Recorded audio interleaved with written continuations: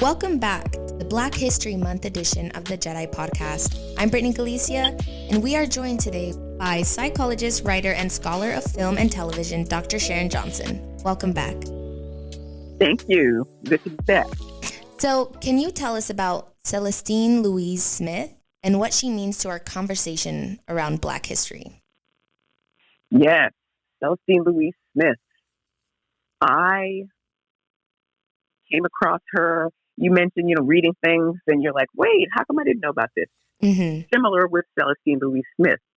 I was still working on my dissertation at the time, and I was trying to find any Black Jungian psychologists or scholars that I could use in my dissertation.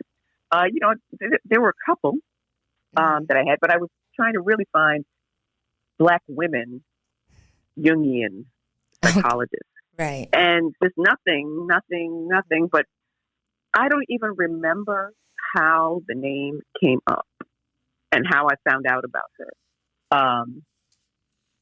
But Celestine Louise Smith is an HBCU graduate. She graduated from Talladega College in 1925.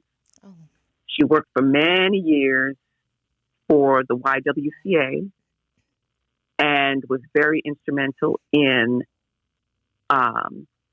working with branches in Africa of the YWCA.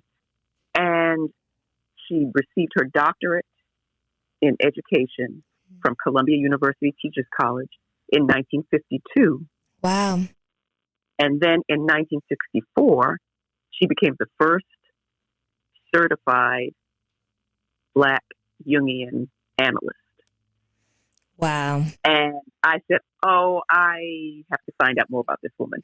And so there were a couple of pieces on her, a couple pieces about her, and one small piece that she wrote in some of the journals of the Jung organization in New York City. And I had been there like over Christmas holiday one year when I went back to New York, and there was a seminar that was crucial to my dissertation, a seminar about the archetype of the brother-sister. And I thought, this is relevant to my dissertation. So while I was there, I went, so I got familiar with this Jung Foundation organization in New York City. And that's where that's where some of the information on her, the only information really that I could find, I got. I got a copy of her dissertation from Columbia. But really there's not a lot on her. There are articles from when she was working with the YWCA. I did find a lot of those. But as far as her work in psychology, there's nothing. And I just roll my eyes and shake my head about that because, of course, psychology is so not diverse. It's so about, the white European right, because viewpoint. Yeah. And so many of the studies that happen were just primarily white men. Yes, absolutely. Mm-hmm. And so not only did I found a way to mention her in my dissertation though, but I dedicated my dissertation to three people.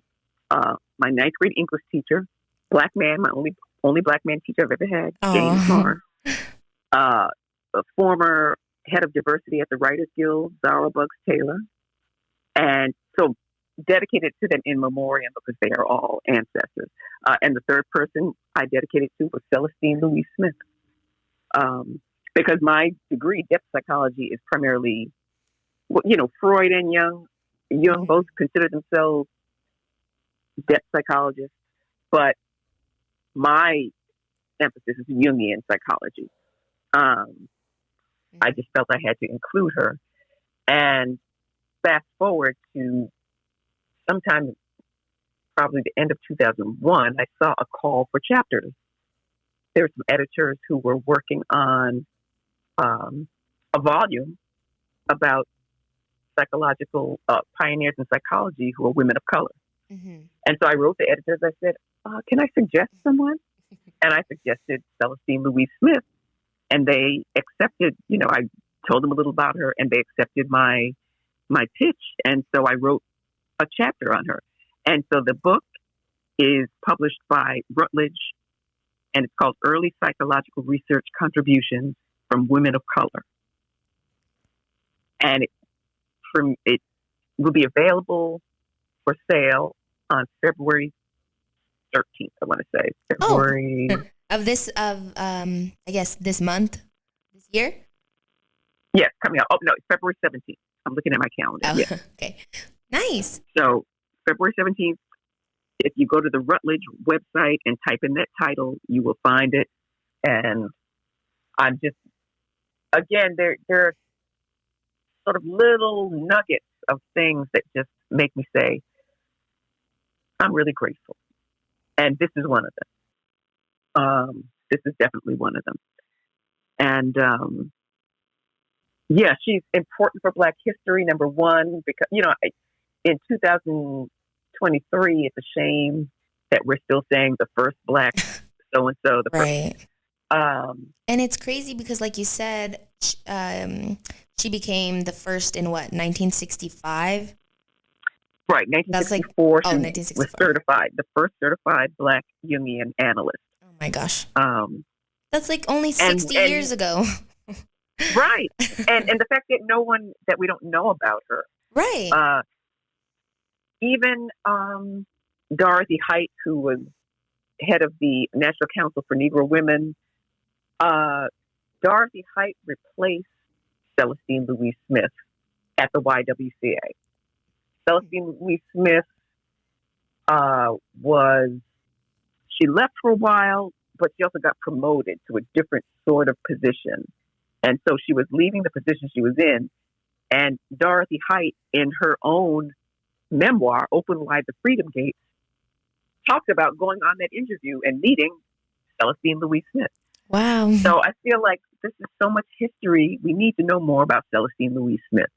So through writing this chapter for the Early Psychological Research Contributions book, I found, bits of other information. So what I am hoping to do is to write a fuller biography on her. I mean, I can just start doing it, but I'd have to wait until I have more time to do it. But this would be one of those times that I would go to a bigger publisher and say, I want to write this. Yeah. But again, I've worked in Hollywood and academia too long. I know that you've got to be careful. You've got to choose who you go to with queries, because they'll just tell you no and steal your idea and go and do it. Yeah. So I've got to figure out who to go to with this.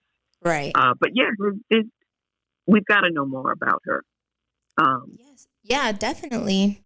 Because just reading some of her work and some of her assessment about personal development, self-knowledge, etc.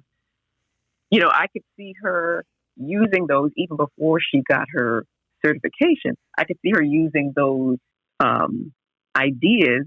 I certainly saw them in her dissertation. So the dissertation was 1952, but I could see where she probably, like I was, studying it independently and using some of it in her dissertation for her doctorate in education, and certainly using it in her work with groups of women through the YWCA. I can understand why she's decided, let me become a certified analyst and do this. So yeah, and I just think her history is fascinating. To graduate from an HBCU was, of course, being trained to be a teacher, as most Southern Black women were on the path to do. There were a lot of quote unquote normal schools in the South training Black teachers. And again, that makes sense because she got her doctorate in education, but chose a different path to educating people. Chose to educate people through helping them know themselves. Right. In a way they probably haven't been able to see or read or and so she is definitely an ancestor that I call on and meditate on frequently, because again, her life was rich and she did things in many different areas. So really a fascinating woman. And I look forward to continuing to do more work to make her history known, make her life known. Right, and I'm looking forward to seeing that as well. So continuing on, Black History Month has been celebrated in its current form for the last 47 years, which really, in my opinion, isn't that much. How much has it changed since its official recognition by President Gerald Ford in 1976? This is one of those cases where, we didn't need somebody to officially codify it. We've been, again, so I was born in the 60s, and I remember doing Black History Month celebrations before 1976. So we didn't need necessarily, it's sort of like Juneteenth. We didn't need to be recorded as a federal, holiday for it to be something. It's already something to those of us who celebrate it and honor it. I think in a way it's changed because it has become part of the machine that is commercialism in America. I mean, I know that Black History Month is also celebrated in other places in different months, like in England. I think Black History Month might be October or something like that. I'm not sure. But as far as in this country, it's become, almost more performative. Yeah, it's become more commercialized. A lot of Black scholars that I know always joke about it being Green History Month because this is when they get all their requests to come and speak during February, so they know that they, are going to be getting honoraria in the month of February. It's like, no, we can speak other months too, Yeah. But again, I think a lot of these things are for non-Black people, right? So Black people have been practicing and celebrating things for decades, if not centuries, before official sort of codification of things. And so to me, those official codifications are really not for us. They're for non-Black people who are trying to get with the program, right? Right. No, I totally understand. And I think sometimes it's used to placate us. Yeah. There was one sort of dust up on social media when the announcement came out that Juneteenth would be a, federal holiday, and the whole big hoopla when President Biden is signing the, paperwork. And a lot of people were angry. Like, that's not what we asked for. We asked for some sort of laws about, police activity. Right. We asked for voting, laws around voting. And none of that has been done yet. We asked for, reparations laws. So none of that has been done. But, a holiday, Juneteenth. And so, a lot of it is done to placate us. They sort of know. I forgot which comedian made the joke, or the observation that whenever the government is trying to calm or control Black people, they'll name a street after, a Black hero. Mm-hmm. Right. And right. For me, and that's true. And I think there's truth to that. But again, speaking from the psychological standpoint, for me, that tells more about us. That it's like why it's changing a little bit, but if people use the same tactics to control you or to calm you, to me, that says more about what we are willing to all for, right? Because it'll stop as soon as we stop celebrating it, right? And I know with Juneteenth in particular, it's because a Black woman had been sort of doing this long walk, for however many days and weeks and whatever. And I'm forgetting her name, so forgive me for that. But I'm like, sometimes you got to tell the elders, look, I know you grew up in a time and this was important, but times is different. We need something more than a federal holiday, right? So, right. Something immediate so and like lasting and will genuinely make a difference. Right. So, and the main change is that so many governors are trying to wipe it out under the guise of, no CRT, no critical race theory. So they don't want curriculum around Black history. They don't want any, social activity around Black history. So to me, that means that establishing a holiday or establishing some official recognition hasn't really worked, because it's really not about the public proclamation. It is about the equality of Black people and the requirement to treat Black people as human beings. And I think it's more telling that, wow, so many people don't want to do that. Right. Right. All of this, resistance to anything, surrounding Black anything, whether it's sharing Black history, talking about the truth about the Black experience in this country, the fact that so many people resist it means what they're really saying to me, at least, is, no, I want to be able to kill you. And it makes them, it's like they don't want to feel uncomfortable. They don't want to focus or like accept the fact that, sorry, some bad things happened. Right.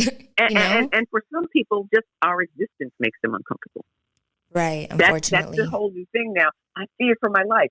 I wasn't doing anything. I was just standing here. Oh, so now my very presence is criminalized? Mm-hmm. Yeah. So at the root of all of this is, right, you want me dead. That's plain. That's what it is. You want me absent. And so all the hoopla around curriculum and all of that is really at the core of all of the resistance is why are they here? That's really what it is. And so however they can make us not here, they will do.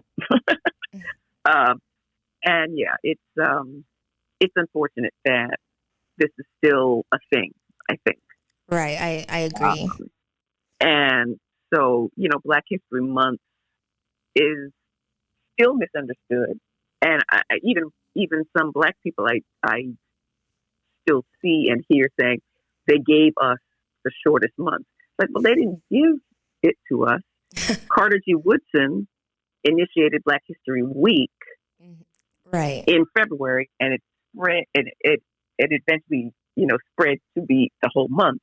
And the purpose was to reevaluate what we have accomplished toward Black liberation for the previous 11 months, right? So it was a time to sort of reorient and re-strategize and it wasn't a time to, it wasn't necessarily just about celebrating select figures who happened to become famous, right?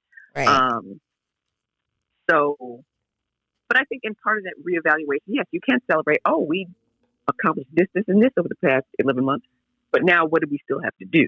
That's the other thing. So, yeah.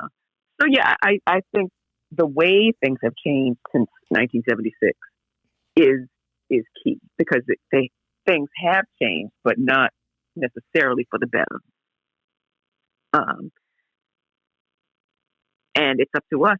It's up to us to decide where we get our satisfaction, where we get our affirmation. Because if, proclaiming holidays and things is all it takes, then, we're in trouble. Yeah, right. Right. So on that note, can you leave us with some final thoughts about how to better integrate the lesson of Black history into our everyday struggle to be a more equitable and inclusive society? I would say, first of all, we should continue to learn, know, and interrogate our history.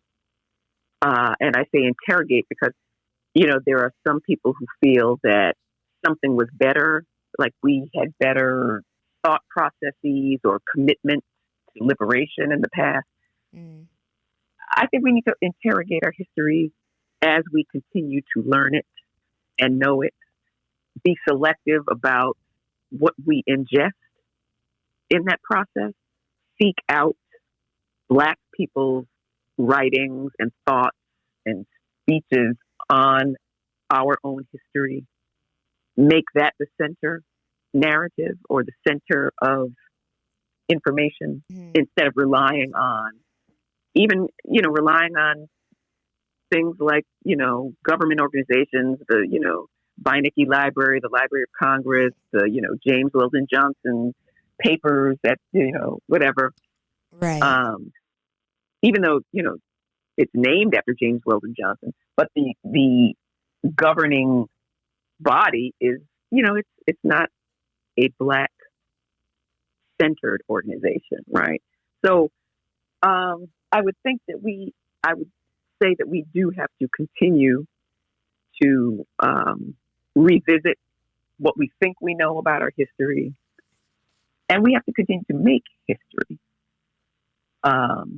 We have to continue to not just be consumers of our own history, but think about how what we are doing in our own lives is going to look, or what is it going to communicate if somebody opened a time capsule 100 years from now, right? Right. So we should all perhaps think of ourselves as producers of history and not just consumers or spectators. And, find something. It doesn't have to be big, right? But know that whatever you're doing is going to contribute to this collective historical project. Wow. Yeah. Thank you for saying that, because sometimes I feel like sometimes things get so overwhelming with what's going on, and then it's just like, what can I, a singular person, do? Yeah. But hearing that, it makes sense, I guess. Like hearing it from somebody else and like really thinking about it. Because we are making history. Right now it's going to be history for people, like you said, 100 years from now. That's right. And so I think if we think of it in that way, that helps build a sense of purpose, a sense of self-love and self-pride, and the desire to find some way to contribute in a community situation. Because to me, that's what self-development is all about.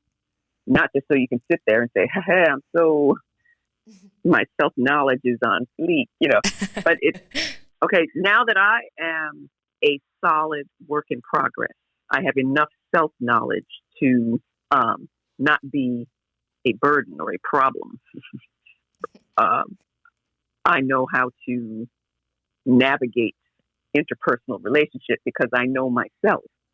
Again, not being perfect, right? But to know how to interrelate. That's really what self-development is about. It's so that you can interrelate with your community, right? Without, if we didn't do that, then everybody would just be blind, and I'm sure that's where the phrase comes from: the blind leading the blind. Yeah. Without self-knowledge, you can't contribute to your community. Exactly. Because you're not being a benefit to your community. You're being a drain. And again, we're all human. We all right. have needs. I'm not saying that having human needs is a drain on the community. But that when you are causing more harm and distraction in the community. You know, we expect each other to have off days, bad days, days where we need more tending to than we can, give. That's not what I mean. I mean that not knowing who you are is more harmful than perhaps any, I think. Right. And it sounds oversimplified, but if more people knew themselves, right, more people would accept themselves and wouldn't act out in ways that require somebody else's validation. Right. Yeah. And then when you truly know yourself and truly think about the things you have gone through and how you feel and what you feel during these times, you get to relate to people in a much deeper level. Yeah, absolutely. And you attract whomever is of like mind. So, if we're talking about, making an equitable society, society is filled with many people, many who are not Black. Mm-hmm. So it doesn't just help you interact with your Black community, but it helps you interact with the whole human community. And that's the only way we're going to come to an equitable and inclusive society is if we all put skin in the game and commit to it. And so what we as individuals and as Black people as a whole can do is make sure we individually and as a community or a cluster of communities have that skill of self-knowledge and self-understanding that helps to navigate the difficulties of human interaction. Right. Right. That's the only thing. It's not about more education. Oh, let's emphasize STEM or, we need to, there's no other, the root of everything is self-awareness and the maturity to hold oneself with grace. That's the only thing. Because without that, you can't then work with any community. So I would love Black history to include that instead of always focusing on achievement, right? To include self-knowledge, deep self-knowledge, psychological self-knowledge, not historical self-knowledge, because you can know all the names and dates and who did this and who did that. That's not the self-knowledge. I mean, and that's important, but true personal self-knowledge, you cannot, Shakespeare in Hamlet, to thine own self be true, and it must forward, it must proceed as night to day, that you can't be true. You can't not be true to any man. So if you're true to yourself, you can be true to anyone. And being true to yourself means knowing the truth about yourself, self-knowledge. So to thine own self be true, and it must follow as night to day. Thou canst be false to any man. And so for me, that's Black history, present, and future all rolled into one. Thank you so much. Dr. Sharon Johnson, thank you so much for enlightening me and joining us today. And I hope that we get to have you back on the JEDI Podcast again soon.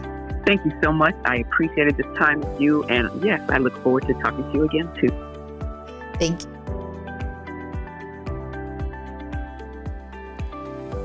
This episode was written by Reginald Austin, Charles Johnson, Jesper Degerman, and me. The JEDI Podcast is executively produced by Reginald Austin and Charles Johnson. It was produced by Frederick Hansen. Our associate producer is Sally L. Bleitner. Our engineer is Britney Galicia. And our sound design is by Dwayne Buford. Our technical director is Frederick Hansen. Reginald Austin was the managing editor for this episode. And I hope that you join us for the next episode of the JEDI Podcast when host Jessica Barraza and I meet a special guest for a riveting conversation about Women's History Month.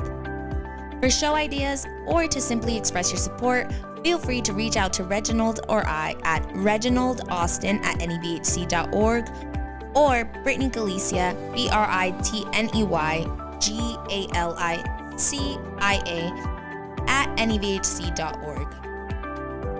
The JEDI Podcast is a production of Northeast Valley Health Corporation.